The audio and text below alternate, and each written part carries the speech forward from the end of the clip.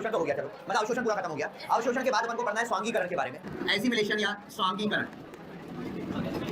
चलिए अब अपन बात करते हैं भाई, पाचन हो गया, पाचन के बाद अवशोषण हो गया, अवशोषण के बाद अपन बात करते हैं स्वांगीकरण के बारे में। भाई स्वांगीकरण क्या होता है? देखो अवशोषण होने के बाद भोजन का जो है कोशिकाओं द्वारा उपयोग किया जाएगा, उसको अपन क्या बोलते हैं? स्वांगीकरण, ठीक है ना, कोशिकाओं द्वारा उपयोग किया जाएगा। मतलब यहां पर अपन कह रहे हैं कि अवशोषित भोजन का, अवशोषित भोजन का कोशिकाओं द्वारा उपभोग किया जाएगा। उपभोग मतलब उपयोग, ठीक है ना। किस लिए किया जाएगा भाई उपयोग? तो ऊर्जा उत्पन्न करने के लिए, शरीर की वृद्धि के लिए, शरीर की मरम्मत के लिए, ठीक है, इनके लिए उपयोग किया जाएगा। इनका उपयोग या उपभोग, इस प्रक्रिया को अपन क्या बोलते हैं? स्वांगीकरण, ठीक है भाई। पाचन हुआ, पाचन के बाद अवशोषण हो गया, अब अवशोषित भोजन का कोशिकाओं द्वारा उपयोग होगा ऊर्जा उत्पन्न करने में, शरीर की वृद्धि के लिए, मरम्मत के लिए, इसको अपन क्या बोलते हैं? एसिमिलेशन या स्वांगीकरण। इसको अपन एसिमिलेशन या स्वांगीकरण कहेंगे, ठीक है। अब देखिए यहाँ पर जो एसिमिलेशन या स्वांगीकरण होगा, किसका किस लिए होगा वो अपन पढ़ते हैं। सबसे पहले कार्बोहाइड्रेट का, सबसे पहले स्वांगीकरण किसका पढ़ रहे हैं अपन? कार्बोहाइड्रेट का। भाई कार्बोहाइड्रेट का जो स्वांगीकरण होगा, कार्बोहाइड्रेट सबसे पहले लिवर में जाएंगे, लिवर या यकृत में जाएंगे, लिवर के माध्यम से कोशिकाओं में जाएंगे और कोशिकाएं इसका उपयोग करेंगी किस लिए? ऊर्जा उत्पन्न करने के लिए। कार्बोहाइड्रेट यकृत के माध्यम से कोशिकाओं में जाएंगे और कोशिकाएं इनका उपयोग करेंगी ऊर्जा उत्पन्न करने के लिए। और जो अधिकता अगर हो गई, इस कार्बोहाइड्रेट अगर एक्सेस में हो गए, अधिकता हो गई इनकी, तो क्या होगा? तो फिर ये ग्लाइकोजन बन जाएंगे, ग्लाइकोजन के रूप में संग्रहित हो जाएंगे। कहां पर? खुद यकृत में और पेशियों में। किस रूप में संग्रहित हो जाएंगे? ग्लाइकोजन, और कुछ वसा बना लेंगे जो जरूरत पड़ने पर फिर से ग्लूकोज में परिवर्तित हो सकता है, ठीक है भाई। जितना चाहिए लिवर चेक करेगा कि कोशिकाओं को कितना चाहिए, उतना ही देगा कोशिकाओं को, और जो मात्रा अधिक है वो ग्लाइकोजन के रूप में संग्रहित हो जाएगी। कहां पर? यकृत में और पेशियों में, खुद लिवर में और पेशियों में। और उससे भी ज्यादा हो गए तो किस रूप में परिवर्तित हो जाएंगे? वसा में। और जरूरत पड़ने पर ये वापस से क्या बन सकते हैं? कार्बोहाइड्रेट, ग्लूकोज बन सकते हैं, ठीक है ना। इस तरीके से इनका स्वांगीकरण होगा, किसका? कार्बोहाइड्रेट का।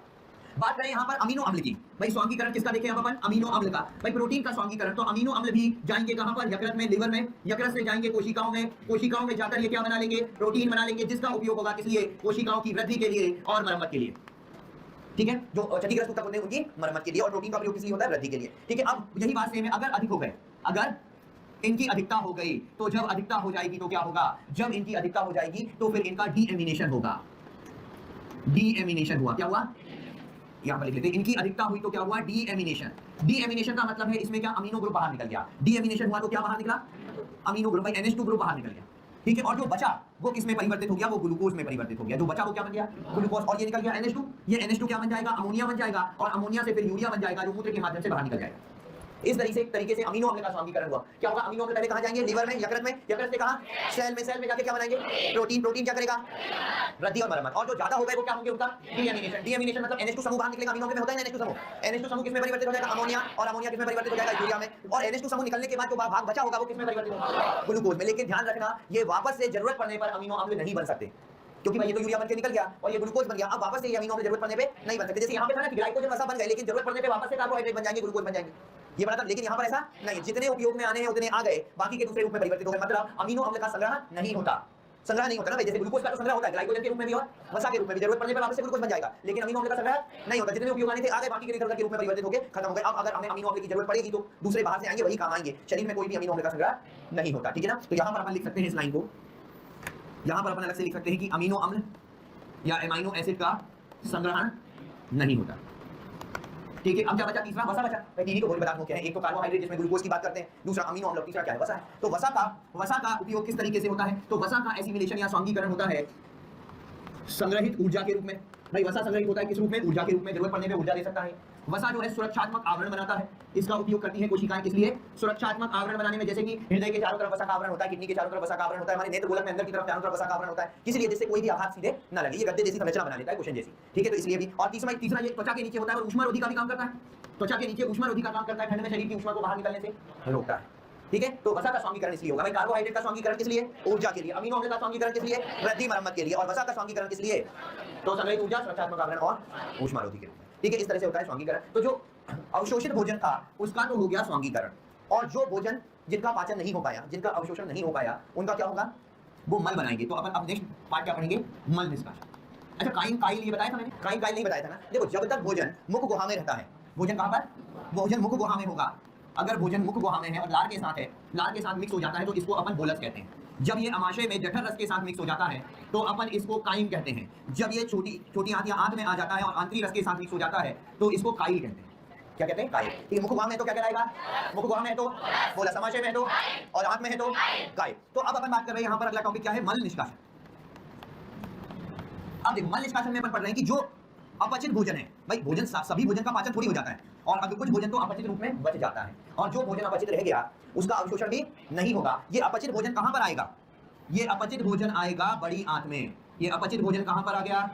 अपचित भोजन आ गया बड़ी आंत में, ठीक है। बड़ी आंत में आया, कितना आता है? 1500, लगभग 1500 मिलीलीटर प्रतिदिन, क्योंकि जल के साथ मिक्स है ना, अभी तो लिक्विड फॉर्म में जल अभी बहुत अधिक है इसमें। अपचित भोजन जल के साथ मिक्स है, जिसको अपन क्या बोल रहे हैं? काइल, है ना। ये कहां पर आ गया? बड़ी आंत में आ गया, ठीक है। कितना? 1500 मिलीलीटर प्रतिदिन। बड़ी आंत में आने के बाद इससे अवशोषण होगा जल का, यहां पर बड़ी आंत में आएगा, फिर क्या होगा? इसमें जल अवशोषण होगा, जल का अवशोषण होगा, लवण का अवशोषण होगा, खनिज का अवशोषण होगा। इन तीनों का क्या हुआ? यहाँ पर अवशोषण हुआ। किस किस का? जल का, लवण का और खनिज का अवशोषण हुआ। और अवशोषण होने के बाद ये परिवर्तित हो गया किसमें? अर्धठोस मल में। अब ये क्या बन गया? अर्धठोस मल बन गया, जो कि एकत्रित हो गया मलाशय में जाकर, जो रेक्टम में या मलाशय में एकत्रित हो गया, ठीक है। यहाँ पर जैसे अपन देखते हैं, यहाँ पर ये मलाशय है, ये है रेक्टम या मलाशय। यहाँ पर जो है अवरोधनी होगी, ये है आंतरिक अवरोधनी। आंतरिक अवरोधनी होगी, जो आंतरिक अवरोधनी कैसी होती है? अनैच्छिक। कैसी होगी ये? अनैच्छिक। और एक होगी यहाँ पर कौन सी अवरोधनी? बाह्य अवरोधनी। और ये बाह्य अवरोधनी कैसी होगी? बाह्य अवरोधनी होगी ऐच्छिक। तो मलाशय में जब मल आ जाता है उसके बाद क्या होता है? आंतरिक अवरोधनी का शिथिलन होता है। पहले तो ये संकुचित होती है दोनों, फिर जैसे ही मलाशय में मल आ जाता है तो फिर क्या होता है? आंतरिक अवरोधनी का शिथिलन होता है, जो अनिश्चित रूप से होता है, जो केंद्रीय तंत्रिका तंत्र के नियंत्रण में होता है। तो आंतरिक अवरोधनी का क्या होगा? आंतरिक अवरोधनी का क्या हुआ? आंतरिक अवरोधनी का क्या हुआ?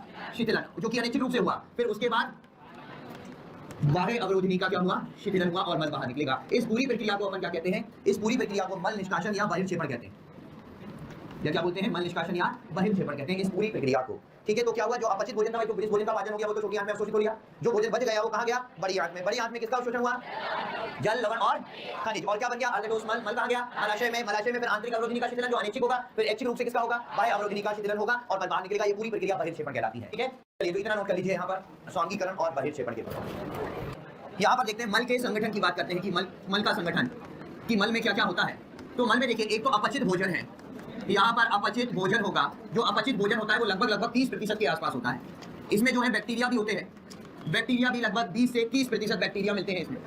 बैक्टीरिया के बाद इसमें अकार्बनिक पदार्थ मिलते हैं। अकार्बनिक पदार्थ जैसे लवण हो गए, जैसे आयन हो गए, लगभग ये भी 20% के आसपास होते हैं। इसमें वसा मिलता है, वसा 10%, 10 से 15% के आसपास। और इसमें मिलते हैं प्रोटीन, और प्रोटीन होता है 2 से 3% इसमें प्रोटीन होता है। इसका जो रंग है, इसका रंग किसके कारण होता है? तो इसका जो कलर है, रंग होता है, वो होता है स्टरकोबिलिन, स्टरकोबिलिन व स्टरकोबिलिनोजन के कारण, स्टरकोबिलिन और स्टरकोबिलिनोजन के कारण। अब बात यह है कि स्टरकोबिलिन और स्टरकोबिलिनोजन आ कहां से गए? भाई पित्तवर्णक पढ़े थे अपन ने। पित्तवर्णक में हमें बिलीरुबिन ज्यादा होता है, बिलीरुबिन का रंग पीला होता है। वही बिलीरुबिन जब टूटता है तो क्या बनता है? स्टरकोबिलिन और स्टरकोबिलिनोजन। मतलब ये किसके टूटने से बने हैं? ये जो स्टरकोबिलिन और स्टरकोबिलिनोजन बने हैं, ये किसके विघटन से बने हैं? ये बिलीरुबिन के विघटन से बने हैं, बिलीरुबिन के टूटने से बने। भाई बिलीरुबिन तो लिवर में बना था, क्योंकि पित्तवर्णक जो है, पित्तवर्णक कहां बनता है? लिवर बनाता है ना पित्तवर्णक। तो पित्तवर्णक जो है वो कौन बनाता है? लिवर बनाता है। मतलब पूरा पित्तरस ही लिवर बनाता है। तो पित्तरस जो है लिवर बनाता है, और यहाँ पर जो पित्तवर्णक जो होते हैं पित्तरस में, जब वो टूटते हैं तो वो क्या बन जाता है? स्टरकोबिलिन और स्टरकोबिलिन, ठीक है। हाँ, तो अब बात करें, इसका जो कलर होता है स्टरकोबिलिन और स्टरकोबिलिनोजन के कारण होता है, ठीक है। अच्छा, इसकी जो गंध होती है वो होती है जीवाणुवीय गैसों के कारण। जो इसमें जीवाणु होते हैं उन जीवाणु के द्वारा उत्पन्न गैसों के कारण, जीवाणुवीय गैसों के कारण, क्योंकि आपने देखा यहाँ पर 30% क्या होते हैं? इसमें जीवाणु है लगभग, ठीक है। इन जीवाणु जब अपचित भोजन का विघटन करते हैं तो उससे जो गैसें उत्पन्न होती हैं उसके कारण क्या होती है? इसकी गंध होती है, ठीक है। तो ये तो मल के बारे में था। अब बात करते हैं अपन यहाँ पर भोजन के कैलोरीकृत मान की। अगला टॉपिक कौन सा है अपना? कैलोरीकृत मान, या जिसको अपन कहते हैं कैलोरीफिक वैल्यू कहते हैं, या कैलोरीकृत मान कहते हैं। अच्छा, कैलोरीफिक वैल्यू होती क्या है? किसी भी भोजन का 1 ग्राम का ऑक्सीकरण होगा, भोजन के 1 ग्राम के ऑक्सीकरण से जितनी ऊर्जा उत्पन्न होती है उसको अपन क्या बोलते हैं? कैलोरीकृत मान कहते हैं। क्या बोला? भोजन के 1 ग्राम के ऑक्सीकरण से, चाहे वो वसा हो, चाहे वो प्रोटीन हो, चाहे वो कार्बोहाइड्रेट हो, जब उसका 1 ग्राम शरीर में ऑक्सीकृत होगा तो जितनी ऊर्जा होगी, उत्पन्न होगी, उसको अपन क्या कहेंगे? उसका कैलोरीकृत मान कहेंगे, कैलोरीफिक वैल्यू कहेंगे, ठीक है। भोजन के 1 ग्राम के ऑक्सीकरण से। अब मैं आपको 2 वैल्यू बताऊंगा यहाँ पर। एक तो ग्रॉस, एक है gross calorific value, gross calorific value actually ये कुल अधिकतम है, और दूसरी देखो, दोनों में अंतर बताता हूं। दूसरी है फिजियोलॉजिकल या कार्यकी कैलोरीफिक वैल्यू। 2 तरह के कैलोरीकृत मान है यहाँ पर। एक तो कौन सा हो गया? ग्रॉस, जो कि कुल है, और दूसरा फिजियोलॉजिकल है। दोनों में अंतर क्या है भाई? देखो, ग्रॉस का मतलब है अधिकतम कितनी ऊर्जा उत्पन्न कर सकता है। अगर हम इनको आदर्श परिस्थिति में, आइडियल कंडीशन में ऑक्सीकरण करें तो जितनी ऊर्जा उत्पन्न करेगा वो क्या है? ग्रॉस है। और शरीर में जब उसका ऑक्सीकरण होगा तो जितनी ऊर्जा उत्पन्न होगी वो क्या है? फिजियोलॉजिकल। बात है समझ में? अगर आदर्श कंडीशन, आदर्श परिस्थितियां मिल जाए उसको, ठीक है, आदर्श परिस्थितियां मिल जाए तो 1 ग्राम के ऑक्सीकरण से जितनी ऊर्जा उत्पन्न होगी वो क्या है, उसकी ग्रॉस है, मतलब जो अधिकतम है आदर्श परिस्थिति में। लेकिन शरीर में परिस्थितियां आदर्श तो होती नहीं, तो शरीर में जब उसका 1 ग्राम ऑक्सीकरण होगा तो कितनी ऊर्जा देगा, वो क्या है, फिजियोलॉजिकल। तो एक है आदर्श परिस्थिति में और एक है शरीर में, ठीक है ना। तो अब देखिए किस किस की बात करते हैं। सबसे पहले आ जाता है कार्बोहाइड्रेट। भाई कार्बो लिखा है, इसका मतलब समझ जाना कार्बोहाइड्रेट, ये नहीं कभी पूछो सर ये क्या है, ये कार्बोहाइड्रेट की बात करें। कार्बोहाइड्रेट के 1 ग्राम के ऑक्सीकरण से जो अधिकतम ऊर्जा उत्पन्न होती है वो तो है 4.1 किलो कैलोरी पर ग्राम। 1 ग्राम के ऑक्सीकरण से कितनी ऊर्जा उत्पन्न होती है, 4.1। लेकिन ये आदर्श परिस्थिति में, शरीर में इतनी नहीं होती। शरीर में 1 ग्राम के ऑक्सीकरण से होती है 4 किलो कैलोरी पर ग्राम, शरीर में इतनी होगी। इसी तरह से प्रोटीन का जब ऑक्सीकरण होगा तो प्रोटीन का जब ऑक्सीकरण होगा तो अधिकतम 5.65 किलो कैलोरी पर ग्राम। शरीर में 1 ग्राम का ऑक्सीकरण होगा तो कितनी, 5.65। शरीर में, सॉरी आदर्श परिस्थिति, शरीर में होगा तो कितनी, 4 किलो कैलोरी पर ग्राम। शरीर में इसका 4 ही है, मतलब शरीर में जब प्रोटीन का 1 ग्राम ऑक्सीकरण होगा तो कितनी ऊर्जा देगा, 4 किलो कैलोरी देगा। और तीसरी बात करें वसा की, वसा आदर्श परिस्थिति में इसको ऑक्सीकरण करो 9.45 किलो कैलोरी पर ग्राम, और शरीर में इसका जब ऑक्सीकरण होता है तो ये कितनी देता है, 9 किलो कैलोरी पर ग्राम, मतलब 1 ग्राम के ऑक्सीकरण से 9 किलो कैलोरी ऊर्जा उत्पन्न होगी। ठीक है, तो कैलोरी का मान समझ में आया क्या है, किसी भी भोज्य पदार्थ के 1 ग्राम के ऑक्सीकरण से जितनी ऊर्जा उत्पन्न हुई, लिखा है ना पर ग्राम, और ये ऊर्जा लिखी है किलो कैलोरी में। तो 1 ग्राम के ऑक्सीकरण से जितने किलो कैलोरी उत्पन्न हुई वो क्या होगा, इसका कैलोरी का मान। एक है शरीर में और दूसरा है अधिकतम। अधिकतम मतलब आदर्श परिस्थिति मिल जाए तो, और दूसरा शरीर में कितनी देगा। ठीक है, तो भाई आदर्श परिस्थिति वाली तो ज्यादा ही होगी शरीर से। ठीक है, इसमें देखिए अगर मैं आपसे एक क्वेश्चन पूछता हूं कि किसी व्यक्ति ने भोजन में भाई 100 ग्राम तो ब्रेड खाई, 100 ग्राम ब्रेड खा ली, 20 ग्राम इसने बटर खा लिया, 10 ग्राम इसने घी खा लिया, ठीक है, 50 ग्राम इसने दाल खा ली, ठीक है, बोले कितना खाएगा, अभी और खाएगा। 50 ग्राम इसने खा लिए चावल, 20 ग्राम खा ली इसने हरी सब्जी, और इसने 50 ग्राम खा लिए अंडे। बोले बस करो, कितना खिलाओगे इसको, 100 दिनों से भूखा था। चलो अब तुमको सॉल्व करना है, मेरे को कुछ नहीं करना, मैंने तो बता दिया। अब ये बताओ इसको कितने किलो कैलोरी ऊर्जा मिली होगी। अब मैं ये नहीं बताऊंगा किसमें क्या है भाई, वो आप देख लो।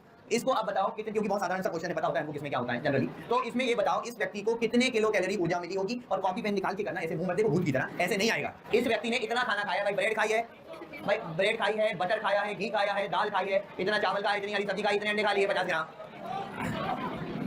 अब ये बताओ इसको कितने किलो कैलोरी ऊर्जा मिली होगी, 300 किलो कैलोरी। धन्यवाद, तो थोड़ी मेहनत कर लो, इतना आसानी से नहीं निकलेगा। जो तुम लोग चिल्ला रहे हो, एक मिनट भी नहीं हुआ, 300 चिल्ला रहे हो। इसको कितने किलो कैलोरी ऊर्जा मिली होगी, इसने ये चीजें खाई है। ठीक है, अब बताओ कितने किलो कैलोरी ऊर्जा उत्पन्न हुई होगी इसके शरीर में, 1350, 1300, हाँ 20-50 आगे पीछे चलेगा, 20-50, 1300 के आसपास।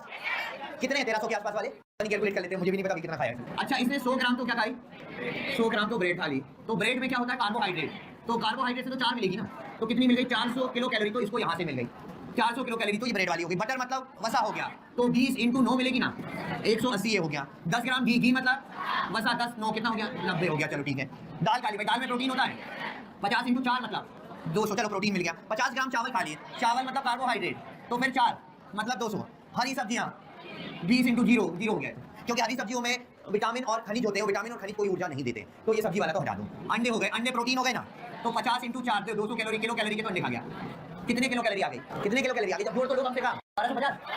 अच्छा, जोड़ने में भी सबके आंसर अलग अलग लो, तो 1270 किलो कैलोरी इतनी ऊर्जा मिली है। तो अच्छा, हरी सब्जियों को 0 क्योंकि समझ में आया, क्योंकि हरी सब्जी में खनिज और विटामिन होते हैं, और जब भी ये क्वेश्चन आता है हरी सब्जी जरूर डालते हैं वो खाने में। मैंने बोले हरी सब्जी के बिना खाना नहीं खिलाएंगे, और वो आंसर फिर हरी सब्जी में हम अपने हिसाब से लगाते हैं, कोई कार्बोहाइड्रेट लगाता है, कोई विटामिन लगाता है, वैसा तो कोई नहीं लगाता, मतलब कोई कार्बोहाइड्रेट कोई प्रोटीन लगाता है, लेकिन हरी सब्जी में खनिज और विटामिन होते हैं। खनिज और विटामिन से कोई ऊर्जा नहीं मिलती। हाँ, शरीर के सुचारू रूप से कार्य करने के लिए आवश्यक है वो, लेकिन ऊर्जा नहीं देते। ऊर्जा कार्बोहाइड्रेट, प्रोटीन और वसा, जो आपके सामने लिखा हुआ है। ठीक है, तो ये था इसका कैलोरीकृत मान। चलिए आगे चलते हैं। कैलोरीकृत मान के बाद अब अगला अपन पढ़ते हैं, चलो विटामिन के बारे में।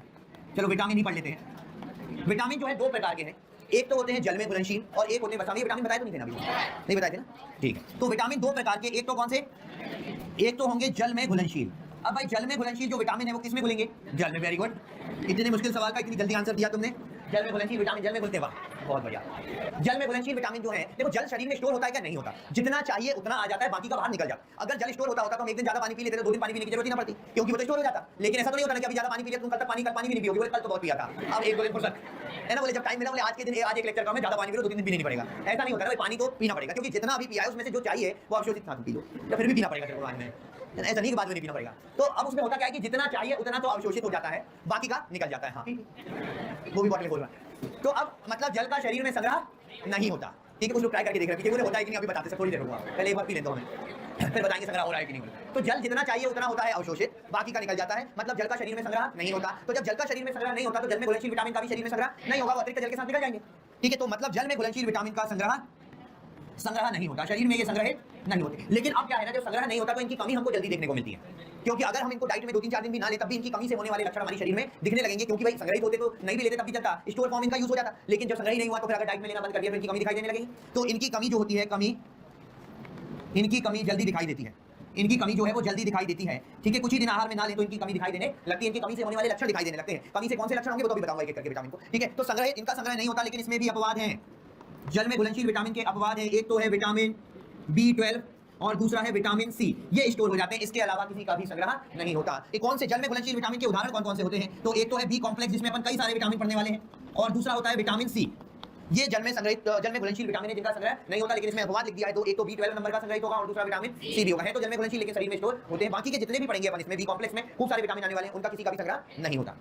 दूसरी बात अगर अपन करें यहाँ पर, दूसरे जो विटामिन होते हैं वो होते हैं वसा में घुलनशील। वसा में घुलनशील, वसा में घुलनशील विटामिन का, वसा का शरीर में संग्रह होता है क्या? वसा तो स्टोर होता है शरीर, तो वसा में घुलनशील विटामिन का भी शरीर में संग्रह होगा। ऊँट के अंदर, अब ऊँट कहाँ गया तो मैंने शो बैठ जाऊंगा। ऊँट के अंदर एक्चुअली पानी का संग्रह नहीं होता।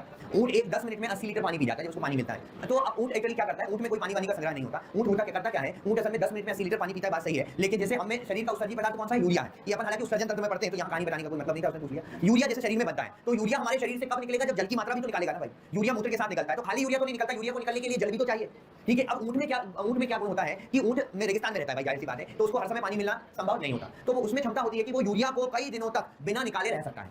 वो मूत्र उत्सर्जन कई दिनों तक नहीं करेगा, और जो यूरिया है ना वो शरीर में संग्रहित कर सकता है। वो हम नहीं कर सकते। हमने तो यूरिया का शरीर में संग्रहित हो गया ना तो हमें बीमारी शुरू हो जाएगी। हमें यूरिया लगातार निकालना जरूरी है, क्योंकि हमें वो अनुकूलन नहीं है। उसमें अनुकूलन है कि वो यूरिया की मात्रा को शरीर में स्टोर करके रख लेता है कई दिनों तक। और क्यों रखता है? क्योंकि उसको पानी बाहर नहीं निकालना। लेकिन जब जल मिलता है उसको, तो वो बहुत सारा पानी पीता है और सारा यूरिया जल के साथ फिर निकालता है। वो ये गुण होता है, उसमें जल को संग्रहित करने का गुण नहीं होता, उसको यूरिया को संग्रहित करने का गुण होता है। जल तो उस समय इतना पी लेता है कि भाई जितना यूरिया था सबको एक साथ उस समय निकाल देता है जब पानी मिल जाता है उसको। तो वसा में घुलनशील विटामिन की बात करते हैं। वसा का शरीर में संग्रह होता है, तो इसलिए वसा में संग्रहित विटामिन का भी शरीर में संग्रह होता है। तो शरीर में संग्रह होता है तो इनको आहार में कुछ दिनों तक ना ले तब भी काम चलेगा, क्योंकि वो स्टोर होगा, उससे काम आ जाएंगे, ठीक है ना। तो शरीर में कमी, इनकी शरीर में कमी जल्दी नहीं दिखती, ठीक है ना, जल्दी इनकी कमी नहीं होती। कौन कौन से विटामिन ऐसे हैं जो वसा में घुलनशील हैं? तो इनके उदाहरण हैं, कौन सा? Vitamin A, vitamin D, vitamin E और विटामिन के। ये चारों विटामिन कौन से हैं? ये वसा में घुलनशील विटामिन है, ए, डी, ई और विटामिन के, ठीक है। तो चलिए अपन एक एक करके बात करेंगे। यहाँ पर सबसे पहले विटामिन बी कॉम्प्लेक्स के बारे में बात कर लेते हैं। असल में हमारे पास जो विटामिन अपन ने बी कॉम्प्लेक्स बोले ना, एक तो यहाँ पर लिखे ना विटामिन बी कॉम्प्लेक्स, इसमें कौन कौन से आते हैं? B1 जिसको कहते हैं थियामिन, सबके नाम भी याद करने हैं अभी तो। B2 जिसको कहते हैं राइबोफ्लेविन, B3 जिसको कहते हैं नियासिन, B5 जिसको कहते हैं पेंटोथैलिक एसिड, B6 जिसको कहते हैं पायरिडॉक्सिन, B7 जिसको कहते हैं बायोटिन, B10 जिसको कहते हैं फोलिक एसिड, B12 जिसको कहते हैं साइनोकोबालामाइन, साइनोकोबालामाइन कहते हैं इसको। ये बी कॉम्प्लेक्स में इतने विटामिन आते हैं जो कि हमको पढ़ने, बस एक दो और हैं, एक और लिख देते, तो तुमने बस बोल दिया, आप क्यों बोला। B17 ये है anti cancerous vitamin, anti cancerous vitamin के नाम से इसको जानते हैं, बस है ना। अभी तो केवल नाम बताएं, इनसे होने वाले रोग भी बताऊंगा। और अभी केवल ये बी कॉम्प्लेक्स बताएं। बी कॉम्प्लेक्स के बाद अभी तो विटामिन सी है, फिर विटामिन ए है, फिर विटामिन डी है, फिर विटामिन ई है, फिर विटामिन के, ठीक है। पहले तो ये भी पढ़ना पड़ता था कि किस किस से मिलते हैं, इनके सोर्स क्या क्या, कौन कौन सी चीज में कौन सा विटामिन होता है, लेकिन अब नहीं है, तो अपन उसको पढ़ेंगे भी नहीं फिर कि किसमें कौन सा विटामिन पाया जाता है, अब वो सिलेबस में नहीं। हाँ, लेकिन इनसे संबंधित रोग अपन को पढ़ने हैं, सभी से संबंधित कि इनकी कमी से कौन कौन सा रोग होता है वो अपन आगे फिर पढ़ेंगे अभी, ठीक है ना। तो चलिए इतना नोट कर लीजिए पहले। अच्छा, इसमें मैं सभी विटामिन के भी नाम बता दे रहा हूँ आपको, किससे कौन सा रोग होता है वो नहीं बता रहा हूँ, केवल नाम बता दे रहा हूँ, जिससे कल सब नाम याद करके आना, रोग कल बताऊंगा। सबके नाम बता रहा हूँ, नाम याद कर लेना। बी कॉम्प्लेक्स के तो लिख लिए, ठीक है ना। बी कॉम्प्लेक्स में चलो बताओ, B1 को क्या कहेंगे? B1 क्या है? B2, B2, B3, B3, B5, B5, B6, B7, B7, B8, B8 का B10, B10 कौन सा? B12, B12 साइनोकोबालामाइन, कौन सा है B12? साइनोकोबालामाइन। और फिर B17 का अलग से कोई नाम नहीं, वो एंटी कैंसरस है, ठीक है। फिर इसके बाद विटामिन सी, विटामिन सी को कहते हैं एस्कॉर्बिक एसिड। विटामिन सी क्या कहलाता है? Ascorbic acid. विटामिन ए को कहते हैं रेटिनॉल, ए क्या कहलाता है? डी कहलाता है कोलेकैल्सिफेरॉल, सिंपल कैल्सिफेरॉल लिख दो। डी को क्या बोलते हैं? कैल्सिफेरॉल। विटामिन ई को हम कहते हैं टोकोफेरॉल, और विटामिन के को हम कहते हैं फाइलोक्विनॉन, फाइलोक्विनॉन। विटामिन सी को क्या बोलते हैं? Vitamin C, ascorbic acid, vitamin A, vitamin D, vitamin D क्या, विटामिन ई, और विटामिन के, फाइलोक्विनोन, विटामिन के, फाइलोक्विनोन। ठीक है, तो ये सब विटामिन के नाम है, आप ये पूरे नाम याद करके रखिएगा रट के। ठीक है, और फिर अपन नेक्स्ट क्लास में इनके नाम के साथ इनके होने वाले रोग के बारे में बात करेंगे।